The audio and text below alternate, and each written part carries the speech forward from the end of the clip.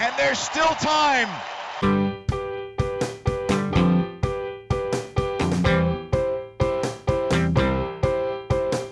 10 minutes left.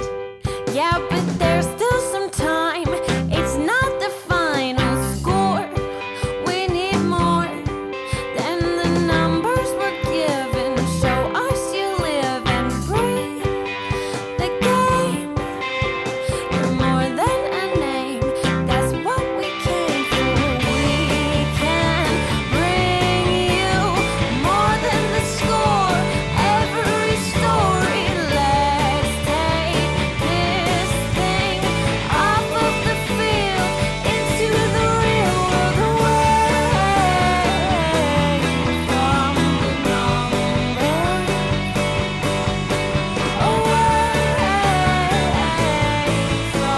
the numbers,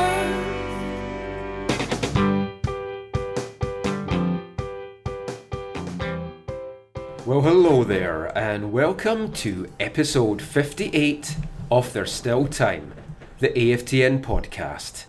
I'm Michael McCall, And I'm Steve Pander.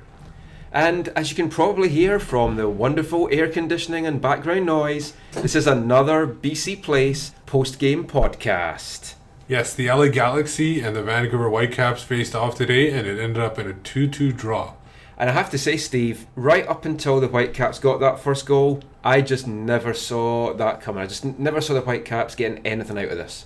Well, it looked dire at a couple points because of the fact that the Whitecaps, especially the first half, they just didn't seem like to have anything going. They got a couple of chances here and there, but it was nothing that was built up as more of like a counterattack. So they really didn't build up anything, and the Galaxy basically controlled the play for the most part in that first half. Yeah, I think ultimately it was a really good point for the Whitecaps to get. And yeah, the stats at halftime were a little bit strange because the Whitecaps were leading possession. I think it was something like 59% to 41. They were leading in shots. But from watching the game, LA just seemed to be, to me, dominating that game. And I think they deservedly went in at the half 1-0 in the lead. Yeah, it was. They were controlling the play. It felt like the center backs, both Demeritte and O'Brien, had difficulty dealing with Donovan and Keane. They seemed to always be going to the ground and exposing and obviously O'Brien, as we know, picked up a yellow card very early, 32 seconds into the match or something like that. Yeah, I mean that. But when you get booked that early in a game, it neuters you essentially. Yeah. And against an attack as dangerous as LA, it's like you're struggling because it's like you've got to be on top of your game for the remaining 89.5 minutes. So to me, it was no surprise that they took O'Brien off at the half. Although at first we thought maybe he was injured or whatever, but it makes sense. And Robinson confirmed after the game that he did take him off because of that early booking.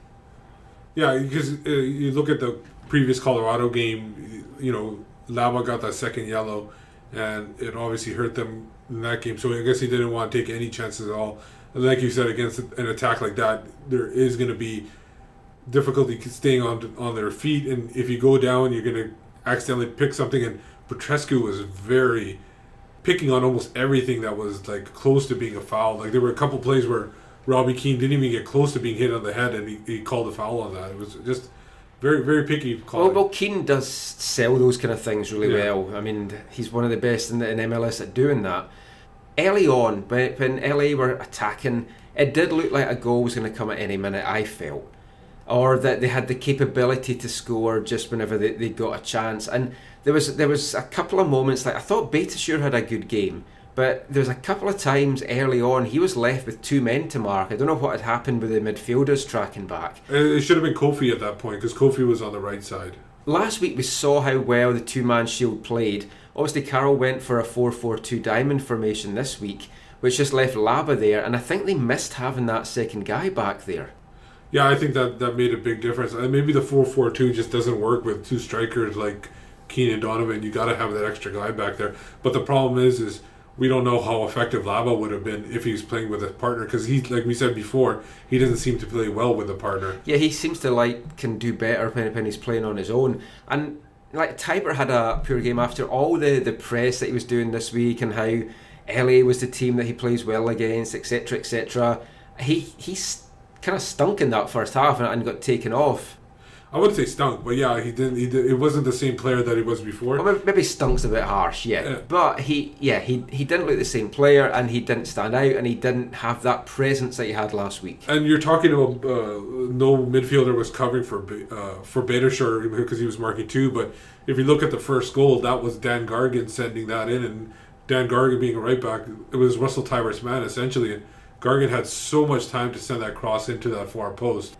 Well, both goals came from that right wing. Yeah. And it's like the left back position was exposed. And I know in that second half in particular, you were like yelling as much as you're allowed to yell in the press box. You were yelling at Jordan Harvey. It was a soft yell. Yeah, because you just kept saying that he was getting sucked in, and he was. Yeah, and well, let's talk about the first goal in that case. A lot of ball watching, you have to admit that. Like, it was a lovely worked goal, though. They were following the trajectory of the ball. Gargan sends it into the far post. Everybody follows the ball to that far post almost. He heads it right back into the middle. Ishizaki, completely free header, had no chance. Harvey almost got to it, but obviously the ball was just too much for him and it just went in the net. But there's just too much ball watching there. And Ishizaki is like a guy that you hadn't heard much of about before. Now he's haunting your dreams. Yes. He seems to play well against the Whitecaps. He's playing so well that I actually know what his name is. And it was a nicely worked goal. I thought they did it well. It's the kind of thing I want to see the Whitecaps doing more, like having some kind of aerial prowess, and we just have none of that at all. And then coming in the second half, we talked about it earlier, 2 substitutions. I think the earliest subs Robinson's ever made at half time. Well, no, Morales came on at half against Chivas. Right. But yeah, to make a double substitution, yeah. I mean that's a bold thing to do. And it could have backfired because if you don't know if you then have to make your other sub early, which he did. He made it just before the midway point of the half, and then injuries or anything could happen, and you don't know if you've got the right personnel on the field, which we'll come to as well. But it was a bold decision. Ultimately, I guess it paid off because once again, Kekuta Manneh was a difference maker as a substitute. But it didn't initially pay off because those first 15 minutes or so, the Galaxy still controlled the bulk of the play. They might not have had as much possession, but they kind of settled the ball down. They were the ones. Keane almost went up, put them up 2-0 from a strike where he just missed the far post. Yeah, well, there was the 2 chances in about the space of 2 or 3 minutes that just whizzed past that left post. One from Keane, one from Gargan, I think it was. Yeah. And the Whitecaps had been taking the game to LA. They were enjoying the ball more, but they didn't look like doing anything. And LA were just constantly showing you how dangerous they could be. But the good thing from a Whitecaps point of view is they withheld and they withstood that pressure and they didn't cave in. They didn't let in the second goal. And then that was when the substitutions kind of started to pay off. But yeah, I agree with you. Initially, it didn't seem that they were going to be the substitutions that mattered. But then, of course, one of them was Leveron. And that was just a tactical substitution in case they tried to expose Andy O'Brien and get him sent off. Yeah.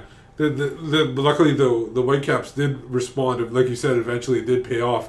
It was actually after the Hurtado substitution because they basically used all 3 subs by the 60. I think it was 62nd minute, 65th minute. 65th came on, and then basically by the 67th minute there was a confusion between Leonardo and Pineda that led to that first goal by Mattocks. But I have to say, and I find myself saying this a lot this season, for all the stick that I give to Darren Mattocks, he did well today on that goal. I think you've got to take that away now because you don't actually give him stick anymore, so you can't even say it anymore. I think I've kind of come full circle. I'm finding ways that I want to kind of... I want to root for the guy. I want to support the guy. He does make it hard sometimes, though. Now you basically are going to go, for all that I praise him, I have to point out these faults, so that you're going to have to go the other way now. I don't know. I don't think he's still not won me over. If he gets to 5 goals by the end of May, then I think I'll be completely off his back, which will probably help him make it a bit lighter for him to run. But what I liked most about that goal was that there was the misunderstanding between Pineda and Leonardo. But Mattocks did well with a little shoulder charge, and that kind of put Leonardo off. And then when the ball kind of wriggled free, they're kind of like standing, not knowing what's going on, and Mattocks was quick to react. And as I wrote in my Soccer League match report, tightest at angles, I thought it's going to be tough for him to squeeze it home, and he squeezed that in. Well, he mentioned, and you're going to listen to this later. He mentioned in the scrum, he basically didn't even look at the net. That's what he claimed to. He goes, a striker should know where the net is. Exactly. And he put it right there. I'm surprised to hear that, actually, because I was in the LA locker room again, because there has been many times that I'm convinced he has no idea where the net is. Well, but I guess this time it worked out for him in not knowing where the net was. So that was we thought, you know, they had some, and then they even kept some momentum going forward. But yeah, I mean, they kept the pressure on. It's like they didn't want to settle for a point, which was good to see. They wanted to go for the 3 because you know that they have to win their games at home in a league like MLS. And there was another nice little bit of link-up play between Manneh and Miller, and Miller just couldn't get that shot off. He was under pressure from one, maybe 2 LA defenders and hit the shot wide. And Kofi missed his shot too from the top of the box. Yeah, and there was that one. It was just after that LA made their double substitution, and they wanted to kind of change things up a bit. And they brought 2 basic strikers on essentially too. Yeah, and it did shake things up because Rob Friend came on, and Rob Friend was fantastic for him. And he made an impact because the cross that came into the box, he was able to get up high. Essentially, there was no challenge from anybody. He got in the path of Keane, and Keane struck it right past Ostad from in close. It was a tight angle as well, but world-class striker like Keane is going to finish those chances. Yeah, it was a clinical finish. He took it well. I mean, he risked his health. You know how much he hates this pitch here, and he still did his somersaults. Yeah. Cartwheels galore. Yeah, and it looked like at that point again that the Whitecaps were not going to be able to come back from there because finally got a goal, and all of a sudden a young team like that's going to be going, oh my god, where are we going to go now? Yeah, we finally got back in the game. Well, I thought it was over, and the problem I had when it even got to 1-1 is because Robinson had made his 3 substitutions, and I don't want to criticise him for making the early substitutions because I like to see that. I like to see a coach mix things up early, but I didn't feel that we had the right personnel on the pitch for a 1-1 game at that point. Mm-hmm. Because you'd taken Morales off, you had no number 10. Kenny Miller looked gassed. And then you've got Hurtado on. I put this question out on Twitter. Can we credit Eric Hurtado with an assist for that Mattocks goal because he completely failed to control and trap the ball that came through, that then let the ball run through to Pinedo and Leonardo, that then led to the goal? Well, by MLS website, he actually is credited with an assist on that goal. Oh, you're joking? Yeah, no, I'm not. Oh no, Steve's right. He's just showing me that on the screen. Oh wow, I was being funny there, but wow, a poor touch by Hurtado gets him an assist. And if that carries on, he could be the assist leader for the rest of the year. And the thing is, even after that goal, they kept going through Hurtado, and Hurtado just kept losing the ball over and over again. And I was like going, I understand he did something he's a little bit dangerous, but you just gotta get somebody else, go another channel or somewhere else. But eventually, the tying goal came with less than 5 minutes left, and Beitashour, 86th minute was it? Yeah, 86th minute. Beitashour came up huge. We have been waiting for this kind of play by Beitashour for a while. He kind of came into his own today, which was good to see. Maybe the Iranian World Cup scouts were watching or something. And I think he got the ball into Darren Mattocks. Darren Mattocks controlled the ball at the far side of the box, found Kekuta. He took a little touch and basically just fired it far corner. Beat Pinedo once again for a second goal of the game and tied it up 2-2. And another lovely finish from Manneh. Certainly not his first beautiful finish like that for the Whitecaps, and you know it's certainly not going to be his last as well. We actually had an article that went up on Friday night on AFTN. You should check it out. We spoke to Colorado Rapids' Dylan Powers, and Dylan played with Manneh at Austin Aztecs, and he was waxing lyrical about the talent that Kekuta has and just the special skills that he's got. So you should have a read of that. But it was a great finish, great for Manneh, and we'll talk in the second half of the show about what this might mean for future lineups. But ended a 2-2 draw. Whitecaps pushed. I mean, they had a couple of chances. In fact, both teams had chances in stoppage time. But I mean, it ended at 2-2. The way the game was going, I'm happy with a point. But you kind of have to feel that I think both teams will have ended that game happy to have the point, but disappointed, both of them, that they didn't come away with 3. No, I agree with you there. But I think overall, if you're going to put the team that's probably more disappointed, it'll be LA.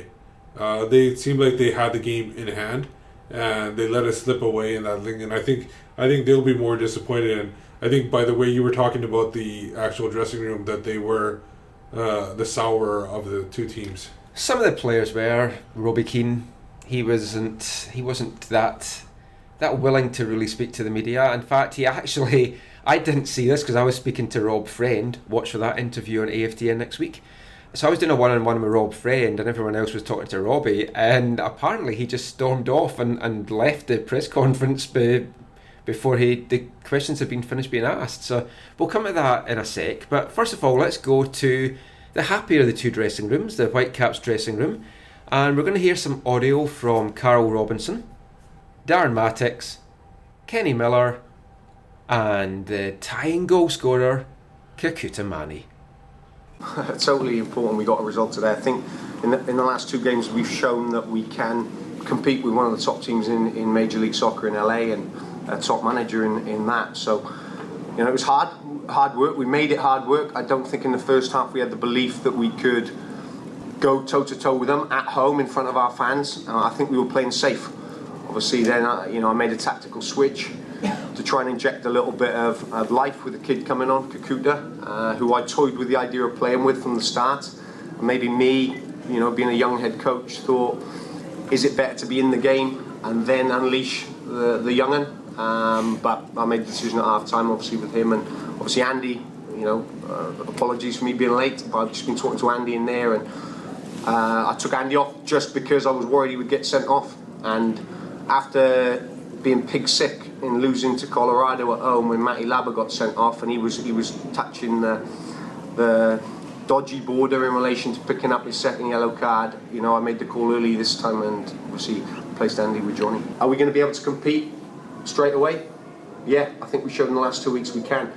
It's important we maintain that level as well, and over the last 2 weeks, I'm really proud of the guys in there. Any team that's looking to build, you got to have character, and I think the team did that. So it's really the team. You got to give the credit. Fantastic determination, work ethic was really good by the team. Did you see your goal? Looked like there was a pretty tight angle there. It was God, to be honest. It was all God. And in the 66th minute, I asked the Lord to deliver me, and in the 67th minute, I scored.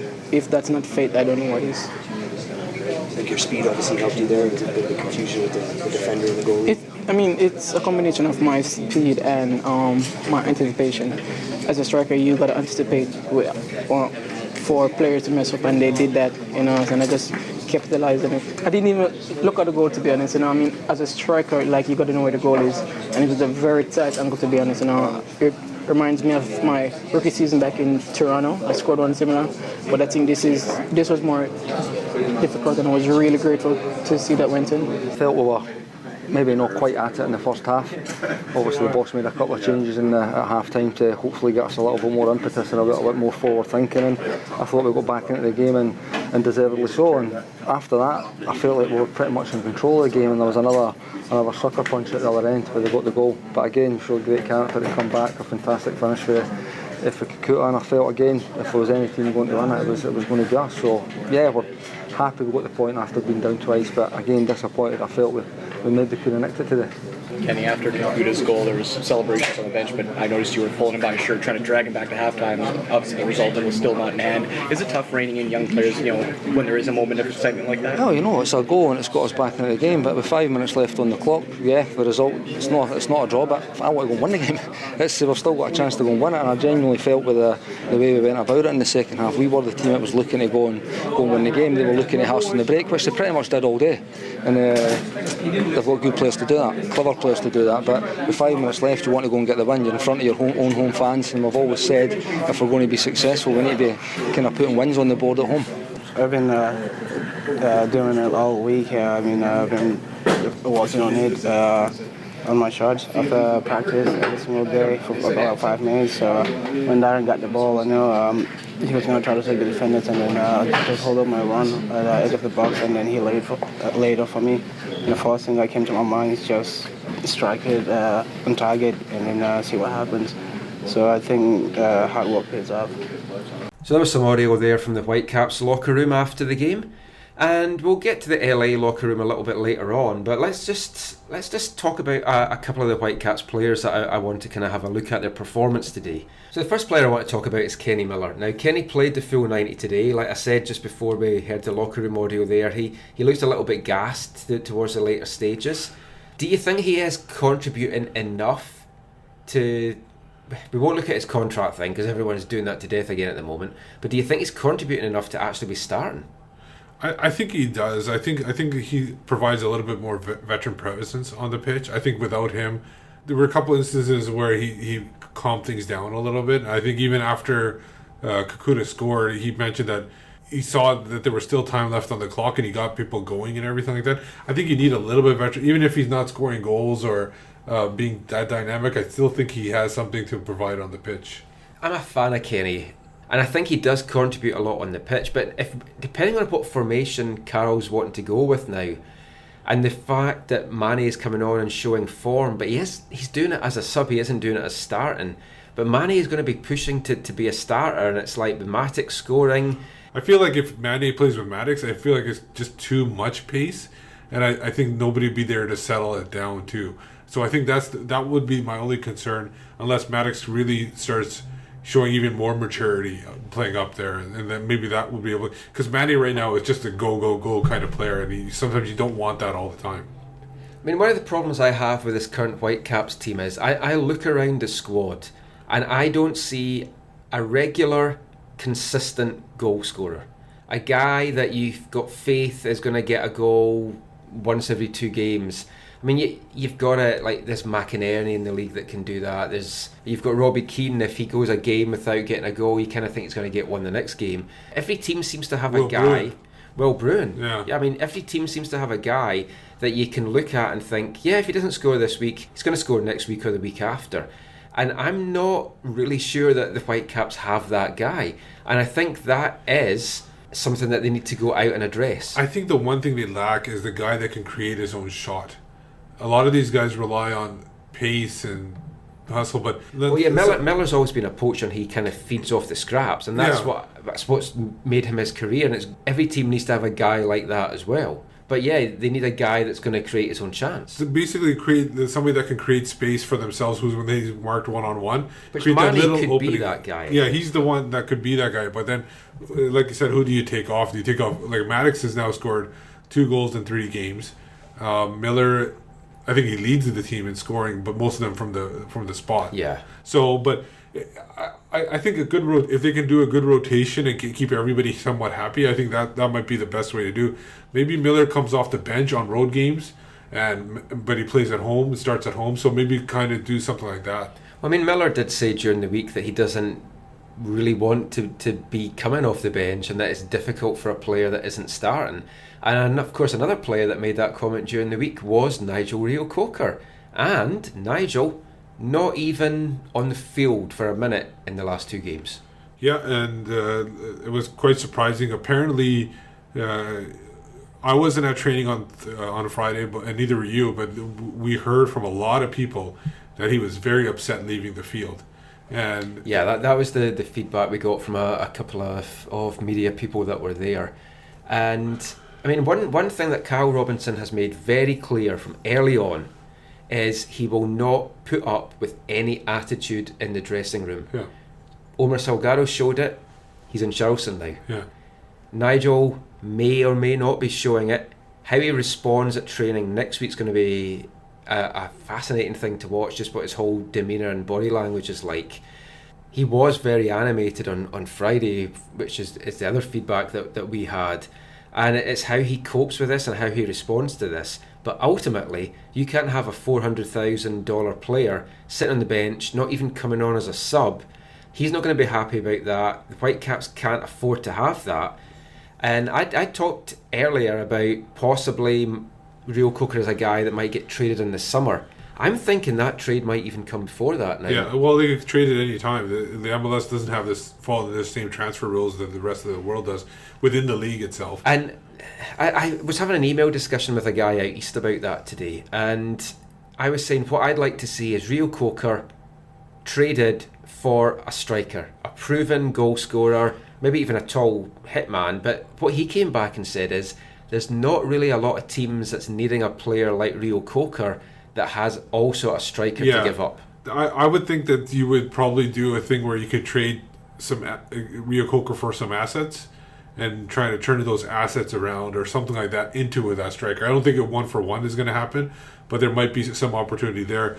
And the one thing about Robinson too, when he does take these players off, he's very honest with them. And the thing is, Reo-Coker, if he's not able to take that honesty, then it might be time for the ship off. Like Robinson mentioned it in his post-game press conference that he was late for it because he was talking to Andy O'Brien and explaining. Obviously, Andy O'Brien would be upset to be taken off at halftime. Every professional player is, who especially a center back who rarely ever gets substituted. So he does talk to these guys, and he's honest with them. And if a guy like Reo-Coker is not able to take that, then it could be time to move on for him.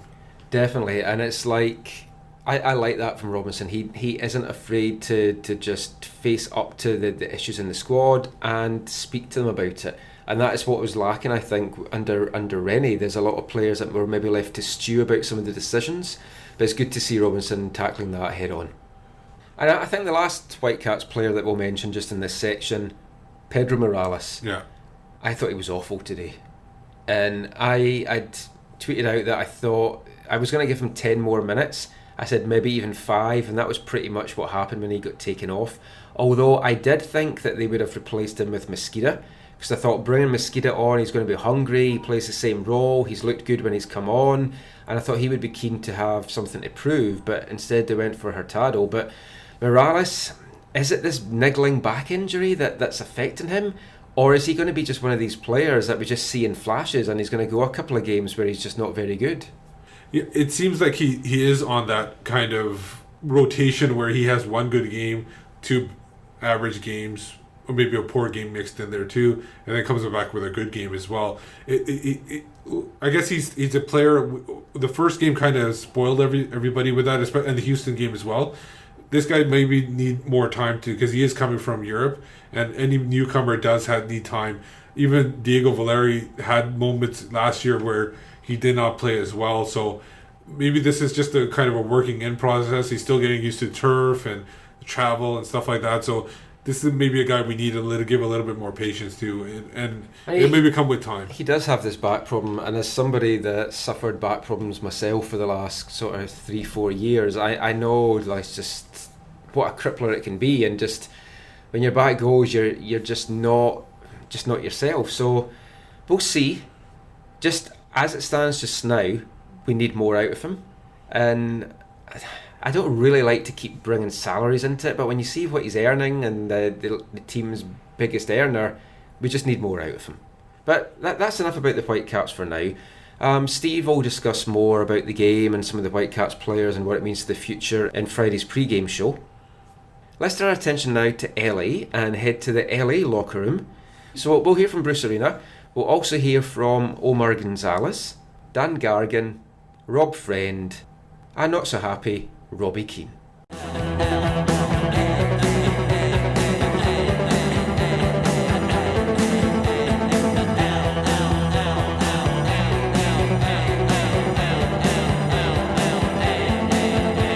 Yeah, I'm disappointed in that. I would have liked to have had 3 points today, and we didn't do a good job protecting the lead. Just a mistake, mistake in communication, and we know on the surface you have to be smart. The ball's spinning and skipping. You just got to be safe and put the ball up the field or out of play.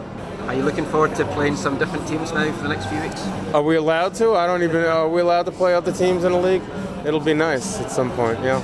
I thought that we should have left here with 3 points. I think we were better most of the night. We had some good spells of controlling the ball, keeping possession, and I think we could have been a little bit better to keep the lead both times. And you have to give it to Vancouver for continuing to fight at home and earning the point. Yeah, sometimes you need a little bit of luck, and Vancouver had some of that luck tonight, and we didn't lose, so that's a good thing. And so we take this point on the road. We knew that it was never going to be easy coming here, and we hold our heads up high and realized that we could have done better. And then we focus on making sure it doesn't happen again. Yeah, it's definitely frustrating. I think we had the game, it felt like in hand twice. I thought we were pretty comfortable with our possession and still, attacking with numbers and moving the ball around well. And I think a bit unlucky on the first goal, and second goal is there was a bit of a scramble and he put a well-placed shot in. So it's tough to walk out of here with 3 points. I thought, or without 3 points. I thought that we certainly did well enough to walk out with a win. That's my bread and butter, headers. I'd love to get that one back. It was tough. I needed to go far post on that header, but I had an assist. Maybe I couldn't have had another assist. For 20 minutes, personally, I was satisfied, but obviously, letting the win get away from us is disappointing. We had 5 minutes left to just kill the game, and we need to be a little bit smarter, so it's a bit unfortunate. BC boy, how does it feel to be back playing in Vancouver? Fantastic. I love this city. I had about 25 people, family and friends here, so saw them all after the game, and it's fun to be back. I've enjoyed the 24 hours so far. How close did you come to signing with the Whitecaps last year? Very close. So close that I had my flight booked on the Wednesday, and I ended up signing for the German club on the Monday. That's the business of soccer.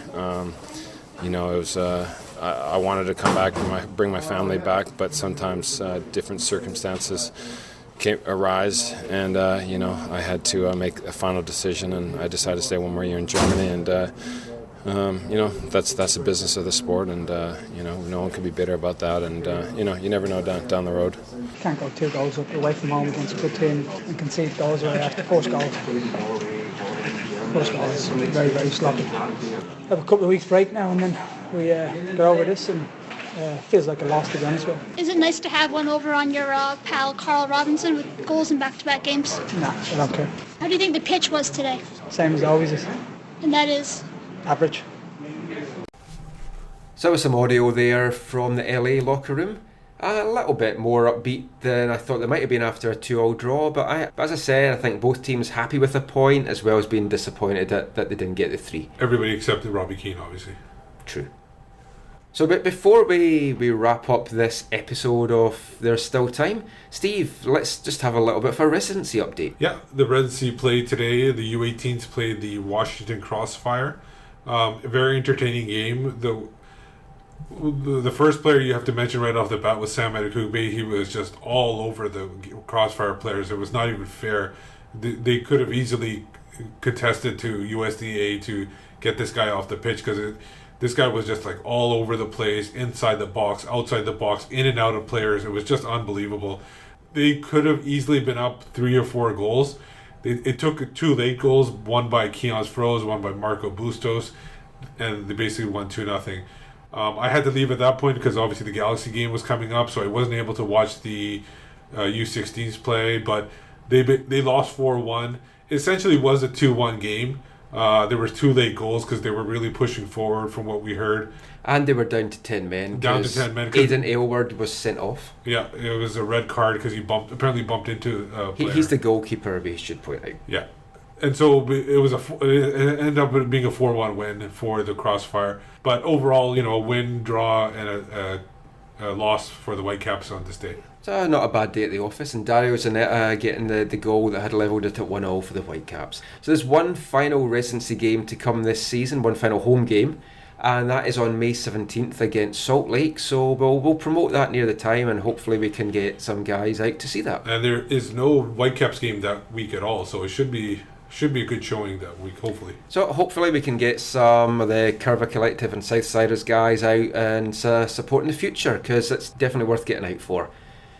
Last thing I want to say for this episode is the Provincial Cup quarterfinals are on next weekend. Whitecaps are away from home. Games on Friday, Saturday and Sunday in the A Cup, B Cup, as well as the Masters Under 21 and Women's. And Double D Cup.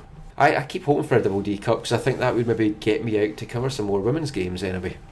So check the BC soccer site, AFTN will be there as well. We're hoping to take in maybe 3 of the quarterfinals in each of the A and the B Cups, but we'll see what we can do. And check out our footage that we had from the first round match as well, lots of videos. But that's all for this week. Another post-game podcast from us. There's not going to be a midweek podcast this week, just too many things going on. So until next time, I've been Michael McCall. You can find me on Twitter at AFTN Canada. And I'm Steve Pander. You can find me on Twitter at WhitecapsBeat. And read all our stuff, AFTN on Canadian Soccer News, aftn.ca, canadiansoccernews.com. And also watch out for my Whitecaps coverage on soccerly.com. So 2-2 draw for the Whitecaps today.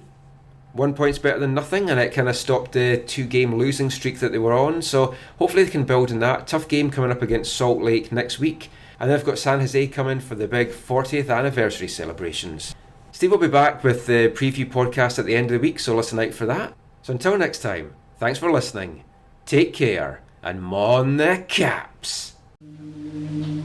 One day I shall come back. Yes, I shall come back. Until then, there must be no regrets, no tears, no anxieties. Just go forward in all your beliefs and prove to me that I am not mistaken in mine.